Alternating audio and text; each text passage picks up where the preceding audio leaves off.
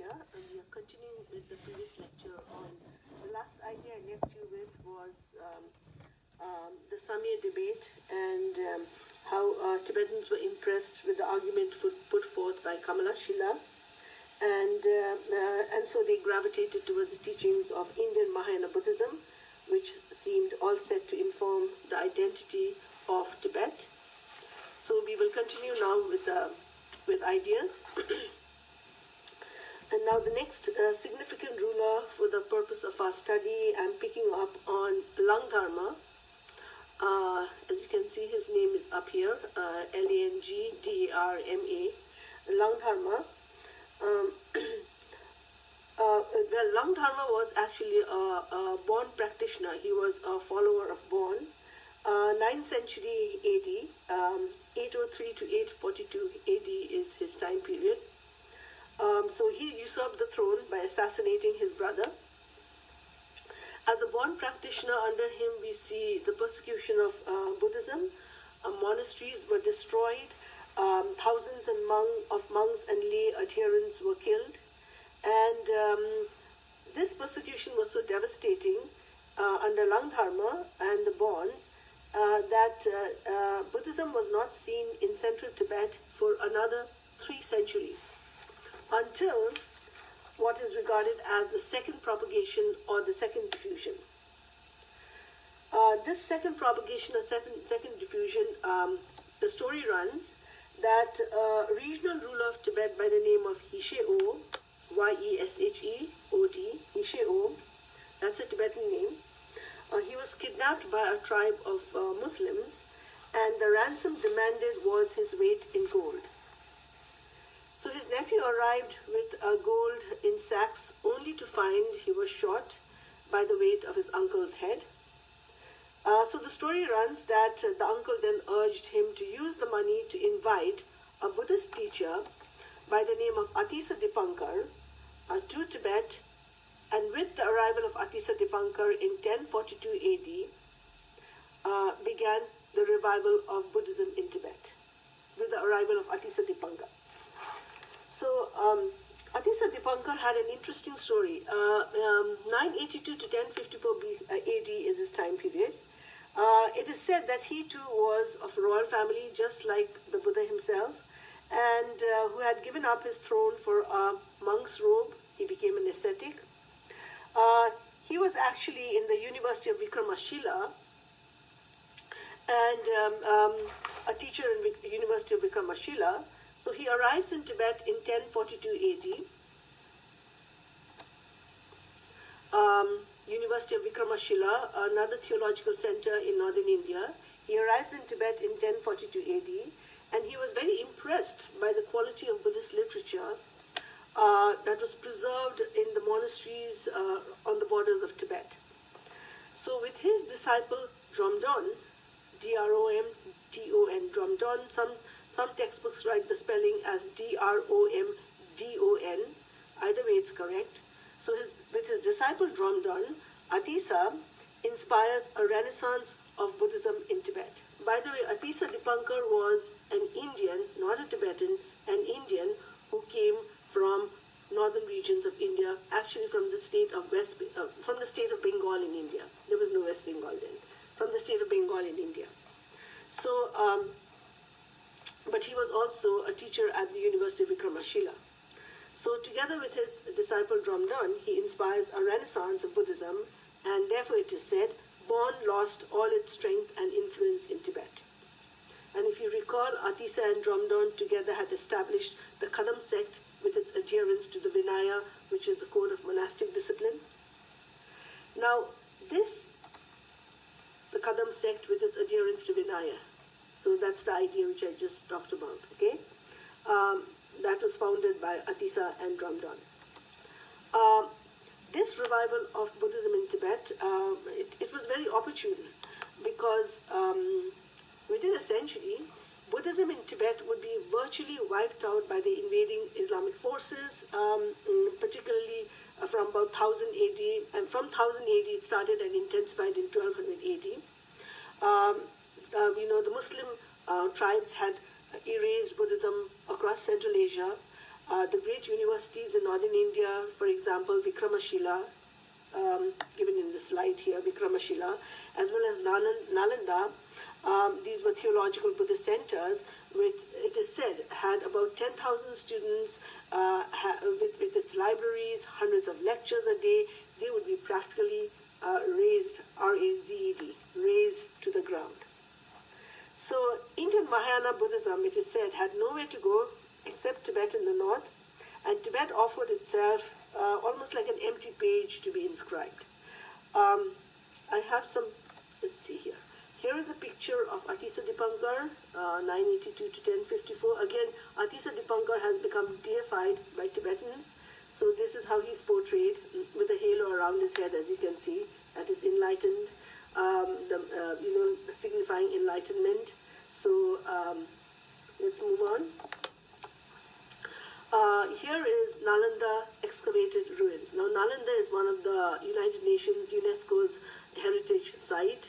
It is in northern India. It was one of those great theological centers, 5th, 6th century, a great scholastic center. Students from Nalanda University went to China, traveled to Korea, to Central Asia, spreading Buddhism. In fact, the Chinese, the great Chinese pilgrim, by the 7th century Chinese pilgrim by the name of Huinsang, I am spelling out the name Huinsang, okay, for you. Xuanzang. Xuanzang. Huinsang. There are two different ways of writing Chinese terms in Romanized forms. This is one of the ways. Xuanzang. Huinsang was a 7th century great pilgrim from China who actually went to Nalanda and studied Buddhism in Nalanda. So, and he has left behind writings.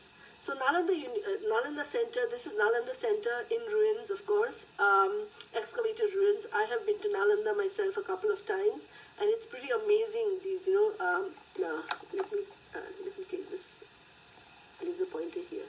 So this laser I'm using this laser pointer just to show you some sections here, okay? So this is just a small segment of Nalanda University. It's a pretty expansive area. What you see here, and of course the top portions were destroyed, so these are, part of it only. And one can actually enter into the grounds here, and there are like little cubicles, which probably was the study rooms of the students. And there was no electricity those days, of course. So in some sections, what I noticed when I went there, visited the place with my family, was I noticed that some of these rooms had like an elevated, like a table made of stone, and on the ceiling there was a hole in the ceiling. In some of these cubicles, there was a hole in the ceiling, and the light would filter to that ceiling and come right to and land on the table. So the guide there actually told us that that is how the students studied at a designated hour when the sunlight would fall on the table. So pretty dedicated towards knowledge. You can see how dedicated they were, right? So, so this is Nalanda University. What was also very impressive to me as I roamed around Nalanda Center was that the sewage system was very, very sophisticated, and their kitchen was really elaborate kitchen they had. So this was one of the great prides of the Buddhist world, Nalanda Center. Let me move on now. This is the famous Prajnaparamita Sutra. Remember, I spoke about Prajnaparamita. So this is the Prajnaparamita, that is Transcendental Wisdom Sutra. So there are textbooks called Prajnaparamita Sutra. This is a manuscript from Nalanda, circa 1075, and it's on palm leaf. A palm leaf. The text. That is how it was disseminated in those days. And so this is at the Nalanda Center as well, Prajnaparamita Sutra. So, continuing the lecture now, Tibetan Buddhism is often called Tantra Buddhism. It is called Tantra Buddhism. The word Tantra is a Sanskrit word meaning to weave, like weaving a cloth, to weave. So it is a verb, to weave. So Tantras were texts that originated within Indian Mahayana Buddhism around 500 AD, CE or AD. What they consist is, Tantras consist of meditational practices that teaches the devotee, the follower, how to manage desire in our lives, desire that causes suffering. So essentially, it is desire that the tantras seek to transform. In order to create it is designed to transmute, let's say, everyday awareness into an enlightened mind. So when Atisa appeared in Tibet in 1040, arrived in Tibet in 1042 AD, he noticed a certain moral looseness among the monks. So he noticed that the monks were not too ethical. So, and he was concerned about it. So he emphasized the need for graduated study of the sutras, so that tantras are practiced after many years of the study of the sutras. And therefore it is done under the guidance of a spiritual master, a spiritual guru, a teacher.